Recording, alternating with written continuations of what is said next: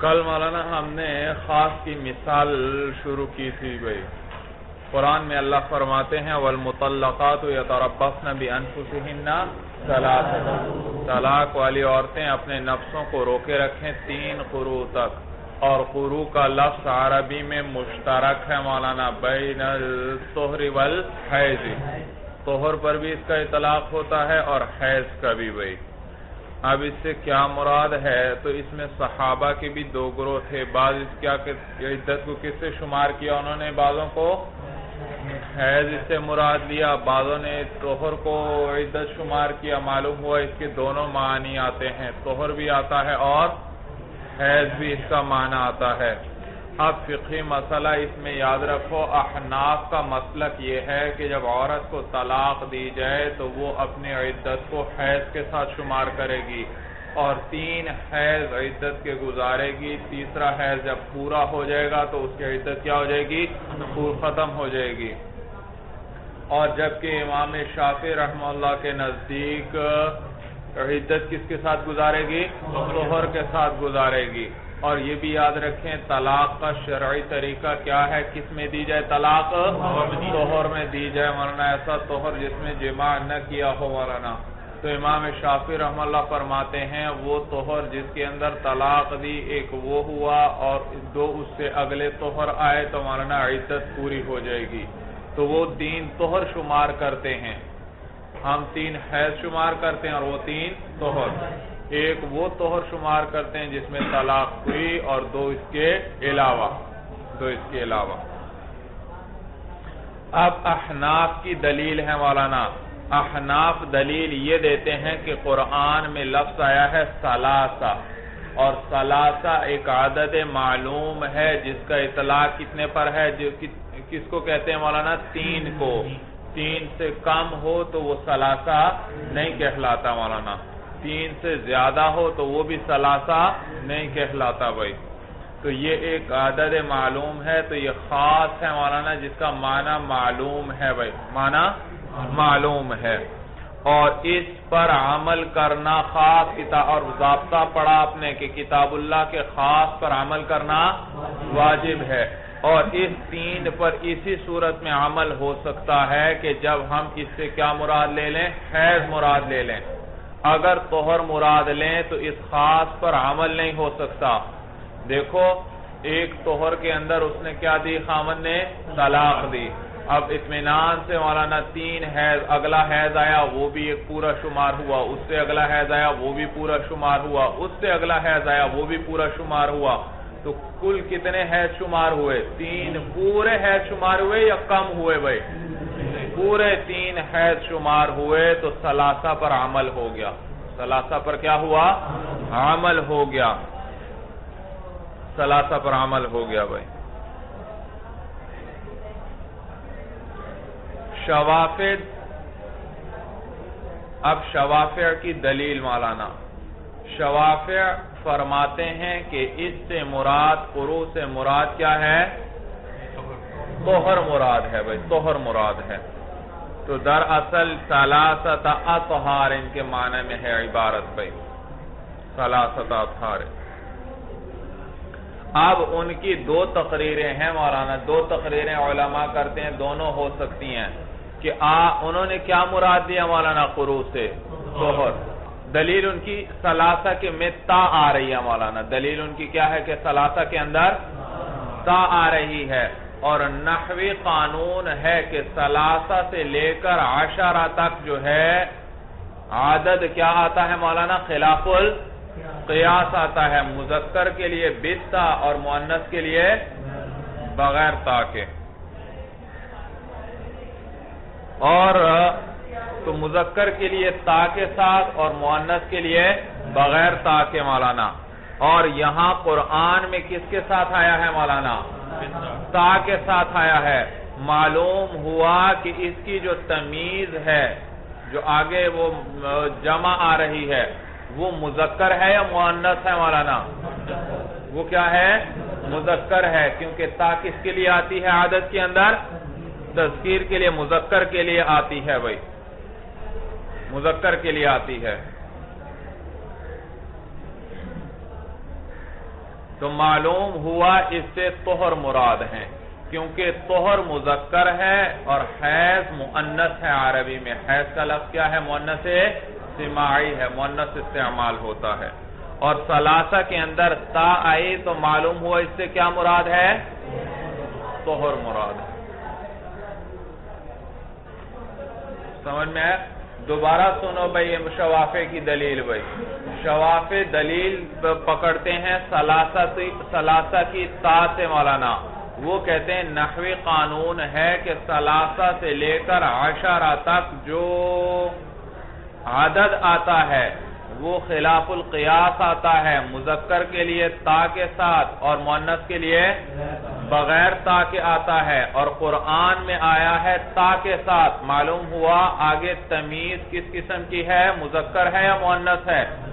مذکر ہے بھائی، سمجھ میں ہے؟ مثلا آپ کہنا چاہتے ہیں 3 آدمی، کیا کہیں گے؟ ثلاثۃ رجال، اور آپ کہنا چاہتے ہیں 3 کاپیاں یا 3 عورتیں کہنا چاہتے ہیں تو کیا کہیں گے؟ ثلاث نسوۃ بھائی۔ تو دیکھا مؤنث کے لیے بغیر تا کے اور مذکر کے لیے تا، اور قرآن میں آیا ہے تا کے ساتھ۔ معلوم ہوا آگے جو تمیز ہے وہ کیا ہے؟ مذکر، اور طہر اور حیض میں سے طہر مذکر ہے اور حیض کیا ہے؟ مؤنث۔ معلوم ہوا کہ یہاں کیا مراد ہے؟ طہر مراد ہے، طہر مراد ہے۔ یہ بات سمجھ میں آ گئی؟ اب اس میں 2 تقریریں ہو سکتی ہیں مولانا کہ انہوں نے جو مراد لیا قروء سے کیا مراد لیا؟ طہر مراد لیا، یا تو اس وجہ سے مراد لیا کہ قروء وہیں اعتبار کہ قروء کا معنی طہر لیا انہوں نے۔ قروء کے بارے میں نہیں کہا کہ قروء کس کی جمع ہے؟ قرء کی۔ کس کی جمع ہے؟ تو وہ یہ نہیں کہہ رہے کہ قرء کا لفظ مذکر ہے، بلکہ وہ یہ کہنا چاہتے ہیں کہ قرء کا معنی ہے حیض۔ اگر حیض لیں تو حیض کیا ہے؟ مؤنث، اور قرء کا معنی طہر لیں تو یہ کیا معنی؟ یہ کیسا ہے؟ یہ مذکر ہے بھائی، یہ کیسا ہے؟ تو آپ اس سے کیا مراد لیں گے مولانا؟ مذکر لیں گے مراد یا مؤنث بھائی؟ تا کی طرف دیکھتے ہوئے بتائیں بھائی۔ مذکر۔ تو شوافع یا تو یہ کہنا چاہتے ہیں کہ قرء کا معنی یہاں مذکر والا لیں گے تاکہ تا جو آئی ہے اس کے ساتھ مطابقت ہو جائے بھائی۔ بات سمجھ میں آ رہی ہے؟ تا کے ساتھ کس طرح مطابقت ہوگی کہ قرء کا کون سا معنی مراد لیں؟ مذکر معنی مراد لیں۔ سمجھ میں آیا بھائی؟ یا مولانا یہ ایک تقریر ہوئی کہ اس کا معنی انہوں نے کیا لیا؟ مذکر، یا وہ یہ کہنا چاہتے ہیں کہ قرء کا لفظ ہی مذکر ہے۔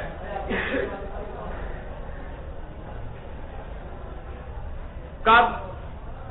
جبکہ اس کا معنی کس کے لیا جائے؟ طہر کے لیا جائے، اور اگر اس کا معنی حیض کے لیے جائیں تو یہ لفظ ہی کیا بن جائے گا؟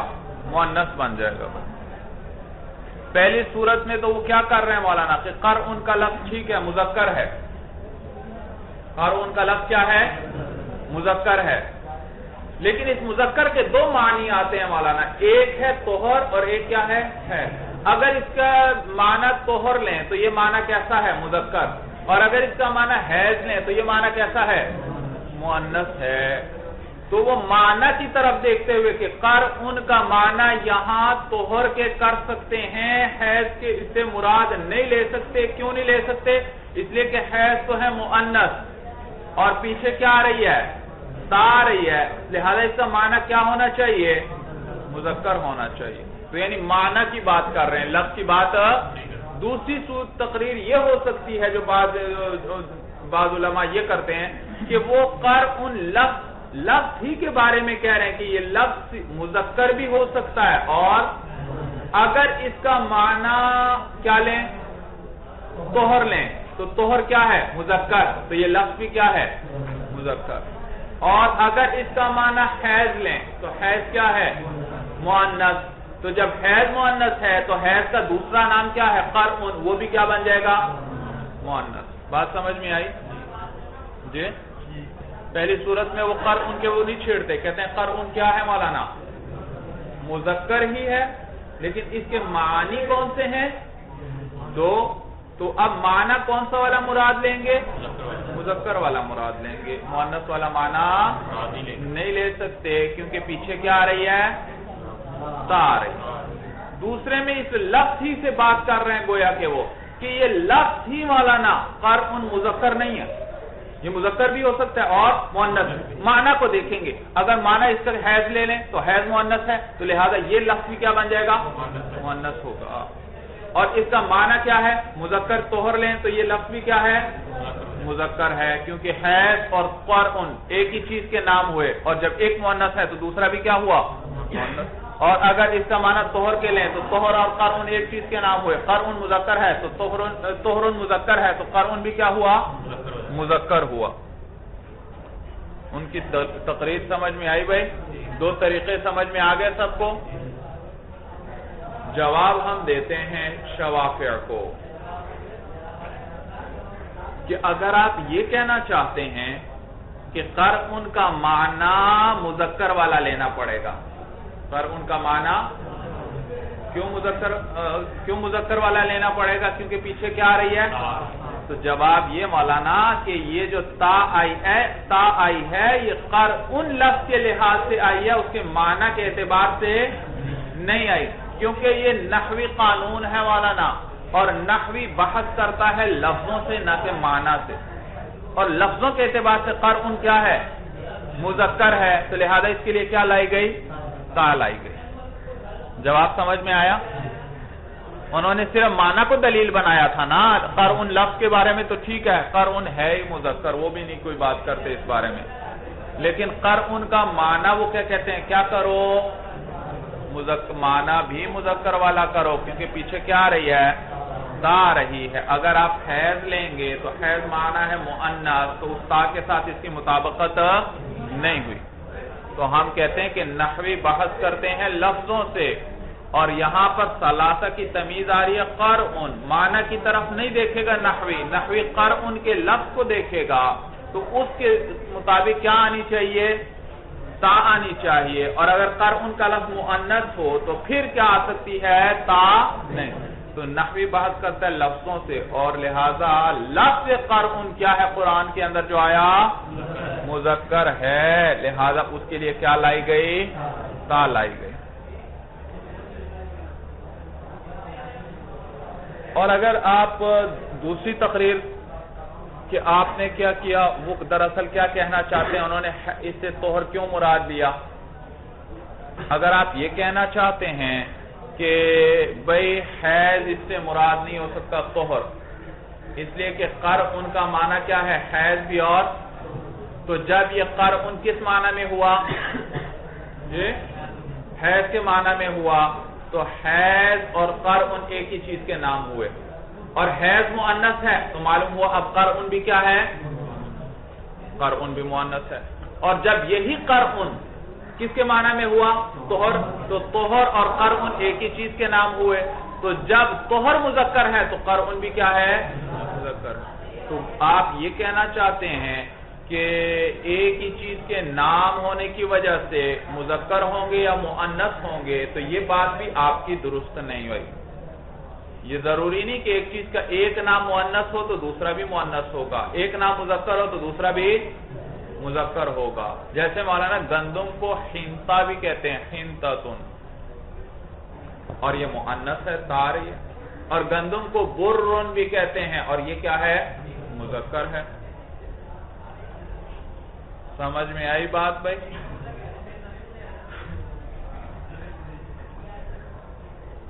جواب سمجھ میں آئے بھائی؟ دوبارہ سنو مولانا. ہم احناف کیا دلیل ذکر کرتے ہیں؟ ہم کہتے ہیں ثلاثہ کا لفظ خاص ہے, اس پر عمل کرنا واجب, اور اس پر عمل اسی صورت میں ہو سکتا ہے جبکہ عدت کس کو شمار کیا جائے؟ حیض کو, کیونکہ طلاق دی جائے گی طہر میں اور طہر میں, تو لہذا کیا ہوگا؟ اگلے 3 پورے حیض شمار ہو جائیں گے. تو ثلاثہ پر عمل ہوا یا نہ ہوا مولانا؟ وہ حیض جو آپ نے شمار کیے پورے 3 ہیں یا 3 سے کم یا زیادہ ہیں؟ پورے 3 ہیں. تو ثلاثہ پر کیا ہوا؟ اور امام شافعی رحمہ اللہ کیا فرماتے ہیں؟ طہر مراد لیں گے. کیا مراد لیں گے؟ طہر مراد لیں گے. کیوں طہر کیوں مراد لیں گے؟ اور طہر کون سے مراد لیتے ہیں؟ ایک وہ طہر جس کے اندر انہوں نے کیا کی ہے؟ طلاق دی ہے، اور اگلے 2 طہر. اور ہم کہتے ہیں اس صورت میں تو ثلاثہ پر عمل نہیں ہو رہا، کیونکہ ایک طہر کا کچھ حصہ گزر چکا. بھائی جس میں طلاق دیا اس کا کچھ حصہ گزر چکا ہے یا نہیں؟ بھائی 2-4 لمحے گزر چکے ہیں کم از کم، یا مولانا 2-4 دن گزر چکے ہیں، یا ہفتہ 2 ہفتے گزر چکے ہیں. جب بھی دے گا مولانا کچھ وقت گزر چکا ہے یا نہیں گزر چکا مولانا؟ پورے 3 طہر شمار ہو سکتے ہیں؟ نہیں. تو ثلاثہ پر عمل باقی نہ رہا، حالانکہ ثلاثہ تو خاص ہے اور کتاب اللہ کے خاص پر عمل کرنا کیا ہے؟ واجب ہے. سمجھ میں آیا؟ اور انہوں نے دلیل کس سے بنائی تھی مولانا؟ ثلاثہ کے اندر کیا آ رہی ہے؟ تا آ رہی ہے، اور تا آتی ہے کس کے لیے؟ مذکر کے لیے. معلوم ہوا قر ان سے کیا مراد لیں گے؟ طہر جو مذکر ہے، حیض مراد نہیں لے سکتے کیونکہ وہ کیا ہے؟ مؤنث ہے. بھائی سمجھ میں آیا؟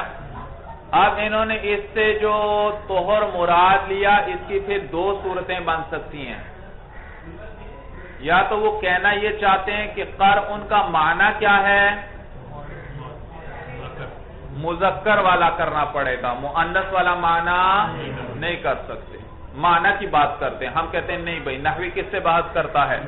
لفظ سے کرتا ہے. معنی سے بحث، یا وہ مولانا معنی کی طرف نہیں جاتے، لفظ ہی کے بارے میں کہتے ہیں کہ یہ لفظ ہی اگر کس معنی میں ہو جائے، حیض کے معنی میں، تو یہی لفظ کیا ہوگا؟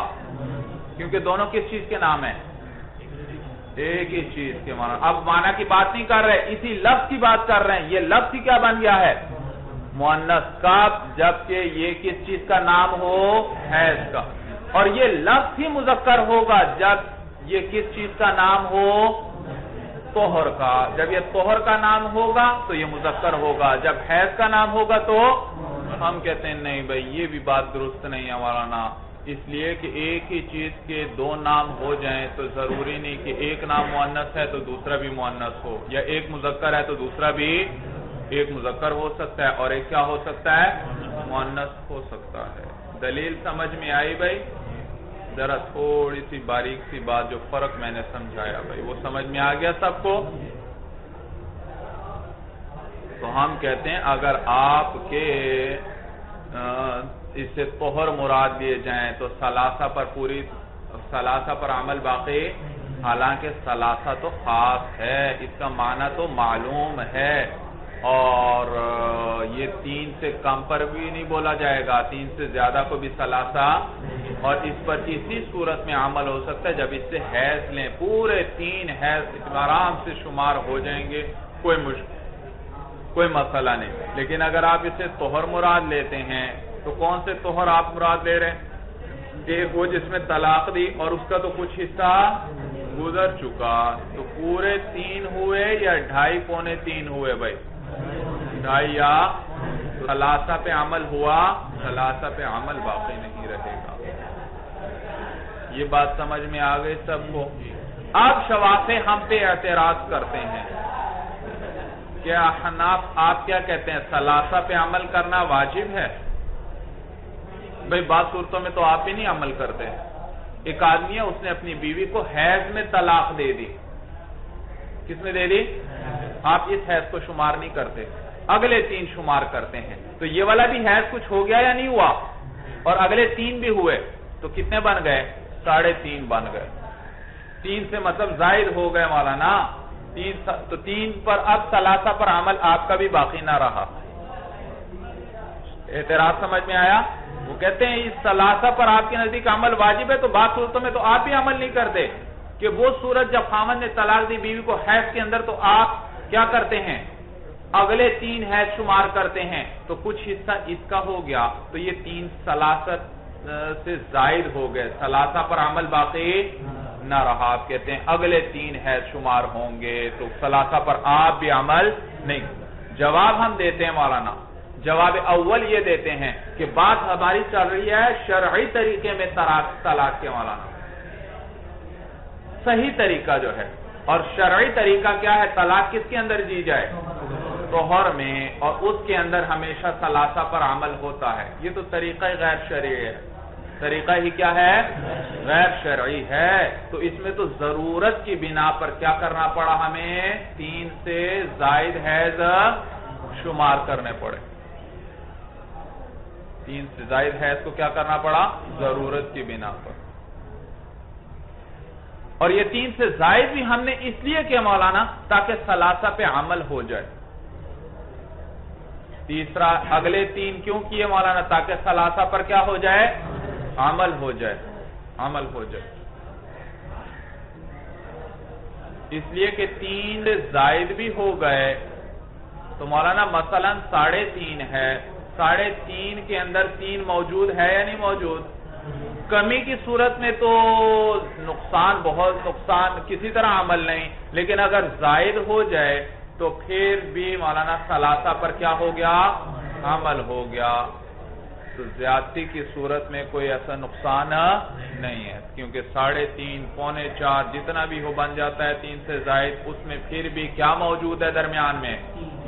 3 تو موجود ہے۔ سمجھ میں آیا؟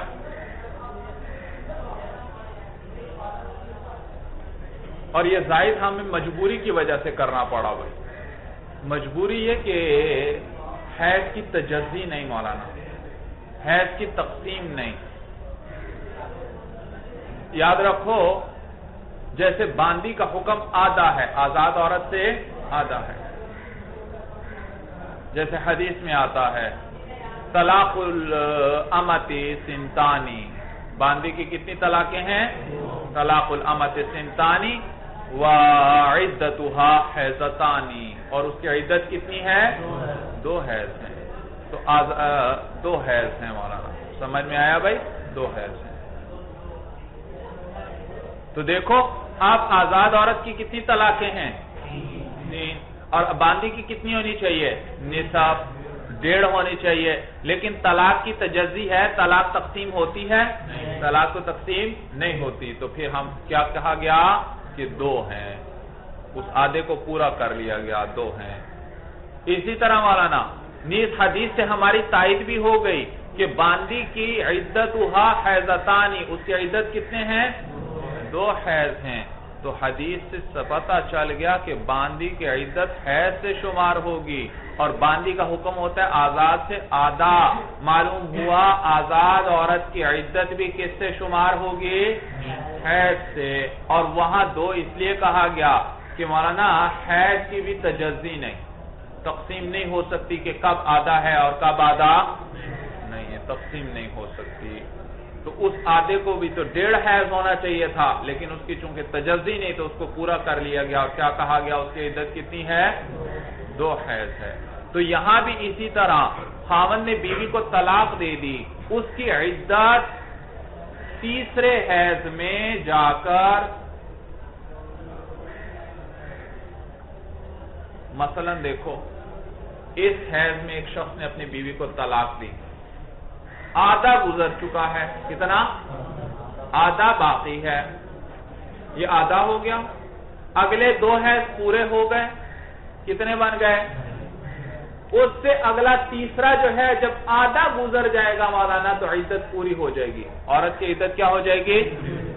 لیکن طلاق حیض کی تجزی ہے، تو جب تجزی نہیں ہو سکتی تو عدت تو اس کی درمیان میں پوری ہو رہی تھی، لیکن تجزی ہو نہیں سکتی، تو ہم نے مجبوراً کیا کہا کہ تیسرے کو کیا کرے؟ پورا کر لے۔ مسئلہ سب کو سمجھ میں آ گیا بھائی؟ دوبارہ سن لو بھائی، اچھی طرح سمجھ لو بھائی۔ قرآن میں آیا ہے والمطلقات یتربصن بانفسہن ثلاثۃ قروء، کہ مطلقہ عورتیں اپنے آپ کو 3 قروء تک روکے رکھیں۔ اب قروء سے کیا مراد ہے؟ یہ لفظ مشترک ہے طہر میں بھی اور حیض۔ احناف کس سے حیض عدت شمار کرتے ہیں؟ حیض سے۔ شوافع کس سے شمار کرتے ہیں؟ طہر۔ اور وہ طہر بھی شمار کرتے ہیں جس میں طلاق دی گئی۔ احناف دلیل یہ دیتے ہیں کہ قرآن میں لفظ ثلاثہ آیا ہے، اور ثلاثہ ایک عدد معلوم ہے، 3 سے کم کو بھی 3 نہیں کہتے، 3 سے زیادہ کو بھی 3 نہیں کہتے، اور یہ ثلاثہ کا لفظ خاص ہے، اور خاص عمل کرنا واجب ہے مولانا، اور اس پر عمل تبھی ہو سکتا ہے پوری طرح جب کہ قروء سے کیا مراد لیے جائیں؟ حیض مراد لیے جائیں، کیونکہ طلاق شرعی کیا ہے، کس میں دی جائے؟ طہر میں، تو اگلے آنے والے 3 پورے حیض شمار ہو جائیں گے اور ثلاثہ پر عمل ہو جائے گا۔ شوافع فرماتے ہیں کہ کیا مراد ہے اس سے؟ طہر مراد ہے مولانا، طہر مراد ہے، اور وہ اس طہر کو بھی شمار کرتے ہیں جس میں طلاق دی ہے مولانا۔ ہم کیا کہتے ہیں اس صورت میں تو ثلاثہ جو خاص ہے اس پر عمل باقی نہیں رہا، اس لیے کہ 2 اور طہر پورے ہوئے، اور تیسرا جس میں طلاق دی تھی اس کا کچھ حصہ ہے مولانا۔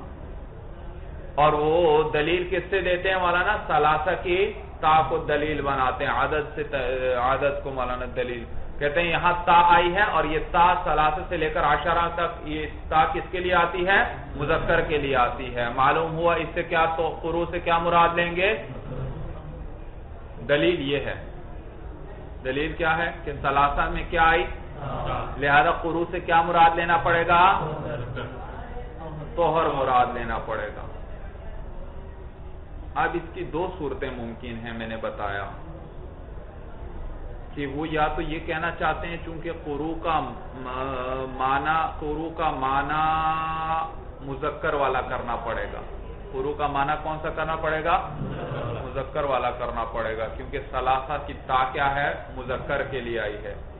ہم کہتے ہیں نہیں بھائی، معنی مذکر والے کی بات نہ کریں، مذکر والا کرنا پڑے گا یا مؤنث والا کرنا پڑے گا، کیونکہ یہ نحوی قانون ہے، اور نحوی بحث کس چیز سے کرتے ہیں؟ لفظوں سے کرتے ہیں، معنی سے بحث نہیں کرتے، اور لفظ قرآن کیا ہے؟ مذکر ہے، تو اس لیے تا لائی گئی۔ یا وہ یہ کہنا چاہتے ہیں کہ قرآن کا لفظ خود کبھی مذکر ہوتا ہے، کبھی، وہ بھی نحوی قانون کے مطابق بات کریں۔ ہاں، نحوی کس سے بحث کرتا ہے؟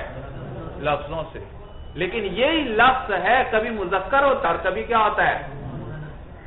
جب یہ کس چیز کا نام ہو؟ طہر کا، تو طہر بھی مذکر، یہ لفظ بھی کیا ہوگا؟ قرآن بھی مذکر ہو جائے گا۔ اور جب یہ حیض کے معنی، یہ جب کس چیز کا نام ہو؟ حیض کا نام ہو، تو حیض مؤنث، تو یہ قرآن بھی کیا ہوا؟ مؤنث ہوا مولانا۔ تو یہاں پر کیا آئی ہے مولانا؟ قروء کے ساتھ تا آئی ہے، معلوم ہوا یہ کس کا نام ہے؟ طہر، مذکر کا نام ہے مولانا۔ سمجھ میں آیا بھائی؟ جواب بھی سمجھ میں آ گئے بھائی؟ اور پھر انہوں نے اعتراض کیا کہ ثلاثہ، آپ کہتے ہیں ثلاثہ پہ خاص ہے، اس پہ عمل کرنا واجب ہے، آپ بھی تو کبھی کبھی اس پہ عمل نہیں کرتے۔ جیسے ایک شخص اپنی بیوی کو حیض میں طلاق دیتا ہے، تو آپ کیا کہتے ہیں کہ اس حیض کے علاوہ آگے پورے 3 کیا کرے؟ حیض شمار کرے، تو یہ تو 3 سے زائد ہو گئے مولانا، ثلاثہ پہ عمل آپ کا باقی نہیں رہا۔ ہم جواب دیتے ہیں مولانا ہماری بحث چل رہی ہے کس طریقے کے اندر؟ شرعی طریقے کے اندر، اور شرعی طریقہ کیا ہے؟ طہر میں طلاق دی جائے، غیر شرعی طریقے کے اندر ہماری بحث ہی نہیں چل رہی۔ نیز وہاں ہمیں مجبوری کی وجہ سے شمار کرنا پڑا مولانا۔ کس کی وجہ سے؟ مجبوری کی وجہ سے، اس لیے کہ مجبوری کی وجہ سے، مجبوری کیا؟ حیض کی تجزی نہیں، اور اس شخص کے، اس عورت کی عدت تو کس میں ہو رہی تھی؟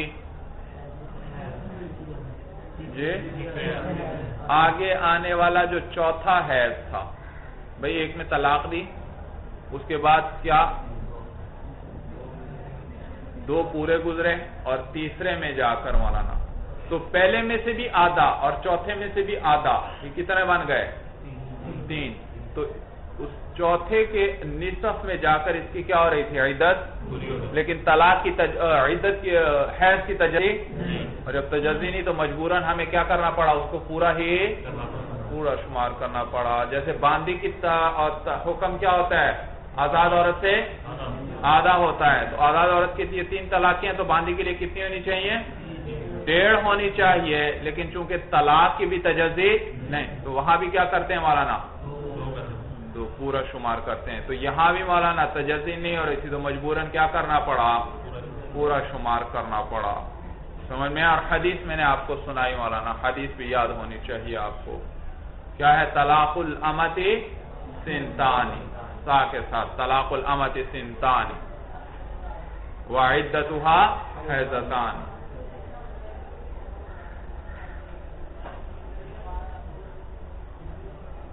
نیز اس حدیث سے ہماری مزید تائید بھی ہو گئی مولانا. باندی کی عدت کس کے ساتھ ذکر کی گئی؟ حیض.